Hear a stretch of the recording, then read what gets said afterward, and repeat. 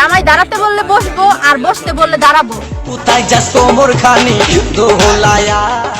Social মিডিয়ায় এখন আলোচনার কেন্দ্রবিন্দুতে একটি নাম নিকাবি গ্রুপ, কেউ বা ডাকছেন নারায়ণগঞ্জ স্কোয়াড। আপাদমস্তক নিকাব ও বোরকায় আবৃত ৮ থেকে ১০ জন তরুণীর এই দলটিকে নিয়ে এখন উত্তাল নেট দুনিয়া। কিন্তু তাদের এই পরিচিতি ইতিবাচক কোনো কারণে নয়, বরং তাদের কর্মকাণ্ড নিয়ে তৈরি হয়েছে তীব্র বিতর্ক। পর্দার আড়ালে এটি কি নিছক বিনোদন, নাকি ধর্মীয় গাম্ভীর্যের পরিকল্পিত অবমাননা?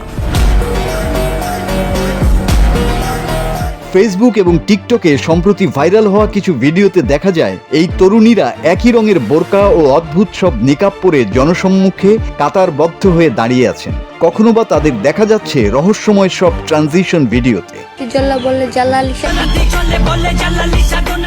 নারায়ণগঞ্জের বাসিন্দা দোলা মল্লিকের নেতৃত্বে থাকা এই গ্রুপটিতে আরও রয়েছেন সুমাইয়া ইসলাম ফারিহা, হাফিজা ও সারাফা মুন্নির মতো তরুণীরা। নেটিজেনদের অভিযোগ, পর্দানসীনতার কথা বলে গ্রুপটির যাত্রা শুরু হলেও বর্তমানে তাদের মূল লক্ষ্য হয়ে দাঁড়িয়েছে সস্তা ভিউ আর সোশ্যাল মিডিয়া রিলস। বিশেষ করে মসজিদ বা জনসমাগম স্থলের মতো সংবেদনশীল জায়গায় তাদের অঙ্গভঙ্গি ও উপস্থাপনাকে চটুল বলে আখ্যা দিয়েছেন ওলামায়ে কেরাম ও সচেতন মহল। তাদের মতে পর্দা ইসলামী শরীয়তের একটি ইবাদত এবং শালীনতার প্রতীক। একে বিনোদনের সস্তা বস্তুতে রূপান্তর করা ধর্মীয় অনুভূতিতে আঘাত হানার শামিল।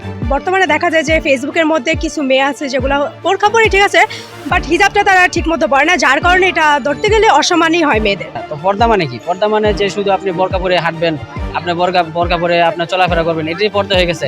এটা কিন্তু আল্লাহ তাআলা কোরআনে বলে নাই। মা বোনরা পর্দা করে ঠিকই, বোরকা পরে ঠিকই, তারা এটা নামের পর্দা করতেছে। এটা আদৌ শরীয়ত সম্মত কিনা এটা তারা খেয়াল করতেছে না। তারা মানে বোরকা পড়তেছে, হিজাব পড়তেছে, এটা মনে হয় যেন আরো আকর্ষণীয় হয়ে যেতেছে। বিতর্ক আরও ঘনীভূত হয় গত ২৪শে এপ্রিল, যখন একটি স্থানীয় গ্রুপের অনুষ্ঠানে তাদের সম্মাননা ক্রেস্ট প্রদান করা হয়। সাধারণ মানুষের প্রশ্ন, ঠিক কী ধরনের সামাজিক অবদানের জন্য তাদের এই মর্যাদা দেয়া হচ্ছে? এছাড়া বিভিন্ন পিঠা উৎসবে তাদের অতিথি করা এবং গ্রুপের ভেতরে প্রতারণার অভিযোগ নিয়েও তৈরি হয়েছে ধোঁয়াশা। এমনকি সামাজিক মাধ্যমে কেউ কেউ অভিযোগ তুলছেন এই গ্রুপের আড়ালে অনৈতিক কর্মকাণ্ডের চর্চা হচ্ছে। কেউ আবার হানি ট্র্যাপের সঙ্গে যুক্ত কিনা এমন সন্দেহ করছেন।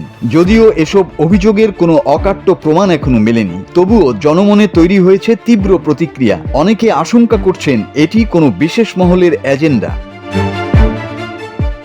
৩০শে এপ্রিল থেকে স্কোয়াডের বিরুদ্ধে আইনি ব্যবস্থা নেওয়ার দাবি জোরালো হয়েছে। সাইবার স্পেসে সুস্থ পরিবেশ বজায় রাখতে এবং ধর্মীয় পোশাকের মর্যাদা রক্ষায় সোচ্চার হয়েছেন নেটিজেনরা। প্রকাশ্যে চলাফেরা করা বা কন্টেন্ট তৈরিতে বাধা নেই, কিন্তু যখন তা কোনো নির্দিষ্ট ধর্ম বা সংস্কৃতির প্রতীককে প্রশ্নবিদ্ধ করে তখনই বাঁধে বিতর্ক। জনপ্রিয়তার প্রতিযোগিতায় নেমে নৈতিকতা ও মূল্যবোধের অবক্ষয় কোনোভাবেই কাম্য নয়।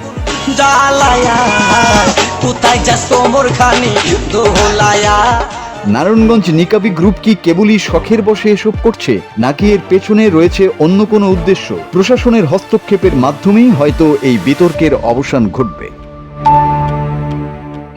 মাসুদ হাসান, বাংলা টিভি।